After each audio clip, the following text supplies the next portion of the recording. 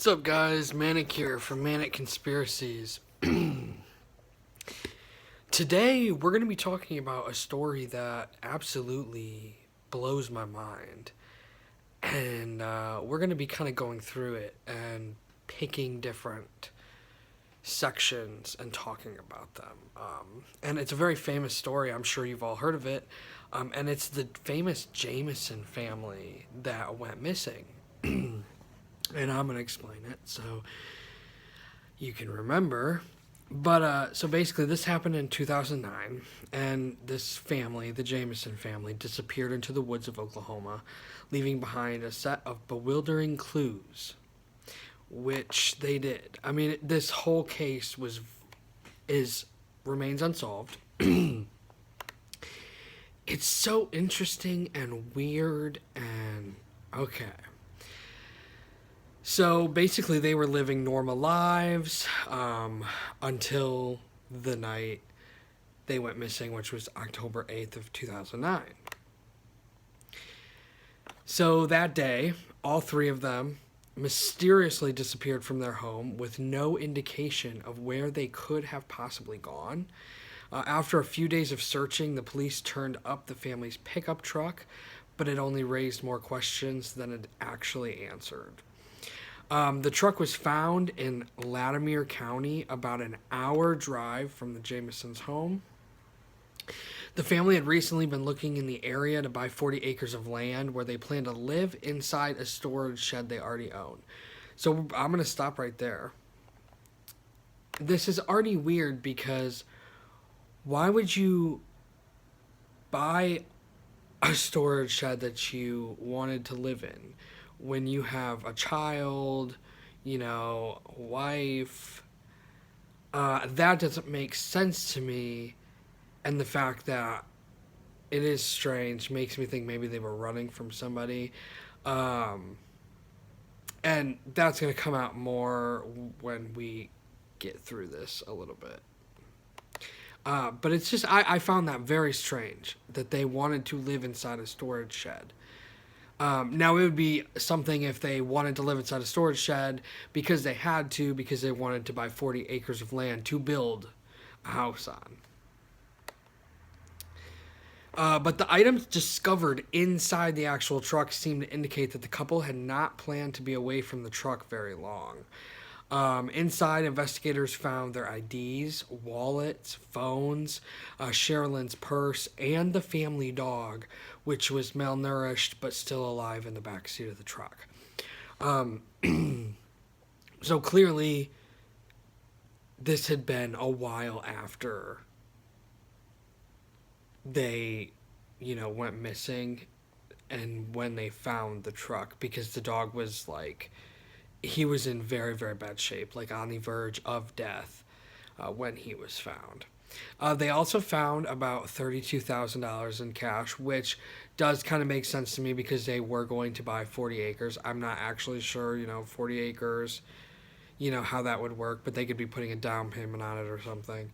Both Bobby and Sherilyn were on disability at the time of their disappearance. And where they could have gotten that much cash or that they intended to do with it was unknown. So that does make sense to me. It does sound weird. Maybe they stole it from somebody. Robbed somebody before this happened. I'm not sure. Basically, investigators suspected that drugs may have been involved in the disappearance, and the large amount of cash was the result of the couple either buying or selling drugs, which could be too. They could have been in some illegal activity, and maybe a drug ring that went wrong, and that's why they were murdered. Maybe that's why they were running.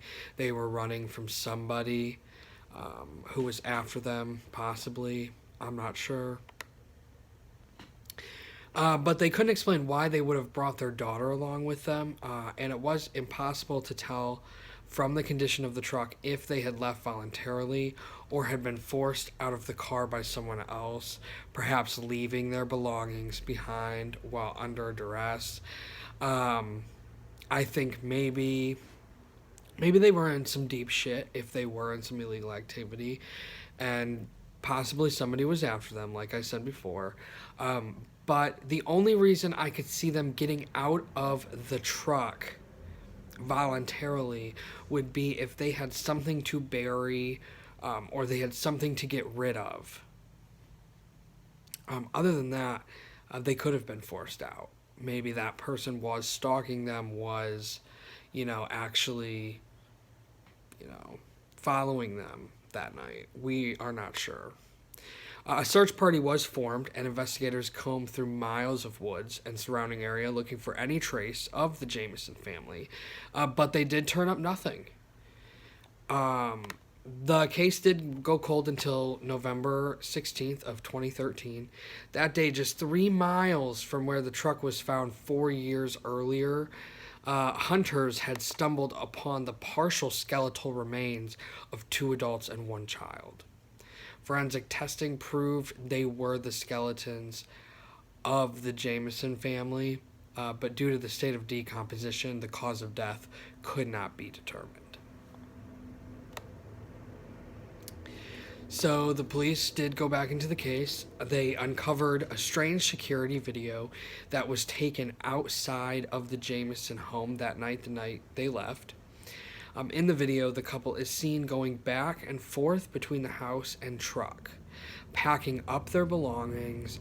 As if that weren't strange enough, prior to their disappearance, Bobby Dale had gone to his pastor and claimed that his home was haunted, saying that he had 2 to 4 ghosts on the roof.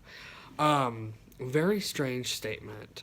And if you don't believe in ghosts, this is going to be very hard for you to believe. If you do believe in ghosts, you're going to be able to see it. The way I see it, though, is with the theory that maybe he was in some illegal activity and maybe they were running from somebody. I mean, think about it. If you were running from somebody, I could definitely see that causing a lot of paranoia.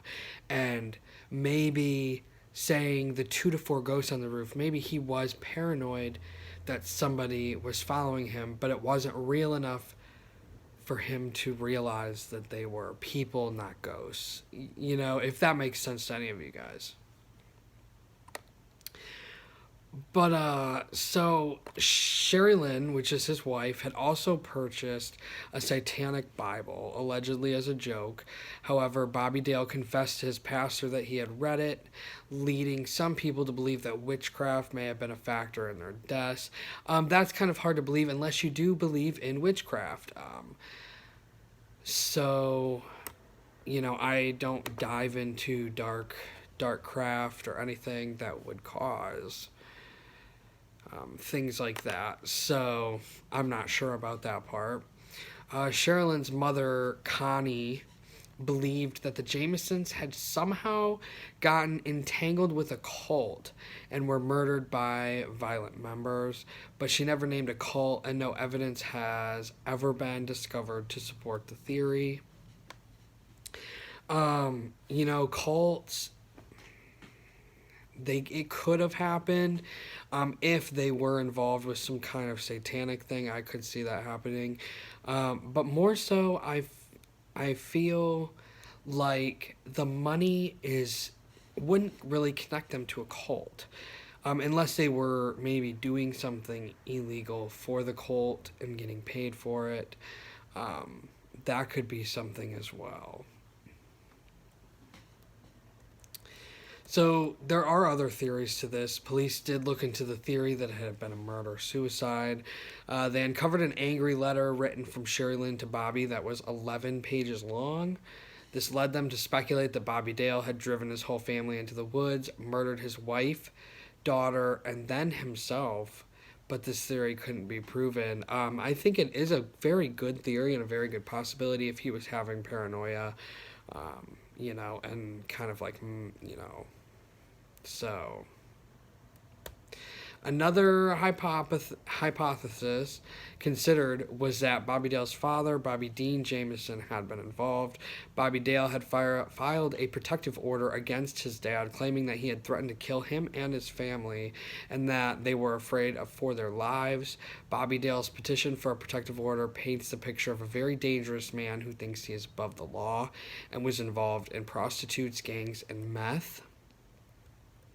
However, Bobby Dean Jamison, the father, died a mere 2 months after Jamison family went missing and had been in poor health for some time. His brother, Jack Jamison, claimed that he was either in a hospital or rest home at the time, and although he was a disturbed individual, he was not capable of being involved in the murders because of his health. This case seemed to have many leads, but none of them led them anywhere conclusive, and the investigators remained unsure of what to make of their mysterious disappearance and death. So it hasn't been solved. The picture that was found of the little girl, and if you guys are familiar with this case, you're gonna know it. It's interesting because I've heard theories on the picture being taken that maybe she was forced to take that picture.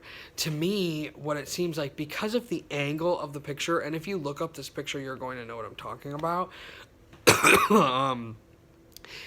She's looking, the camera is diagonal to where she's looking. So it almost looks like somebody else is taking her picture and that's who she's looking at. Or not even taking a picture, maybe, just looking at them, maybe looking at her parents. And then there's somebody off to the side who's taking a picture. And that, to me, says murder and not by the family. So I'm not sure, but if you guys are familiar with this case, drop comments below and let me know what you guys think. I hope you guys enjoyed. Don't forget to like and subscribe because I love to hear your opinions. And, yeah, I hope you guys have a wonderful day. Peace out.